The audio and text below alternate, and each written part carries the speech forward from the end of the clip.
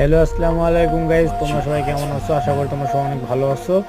So অনেকদিন পর একটা নতুন ভিডিও নিয়ে চলে আসলাম। তো এটা হচ্ছে ওয়ালটন এসির ইনডোর, মানে ঘরের ভিতর যেটা থাকে সেটার ইনডোর বলে।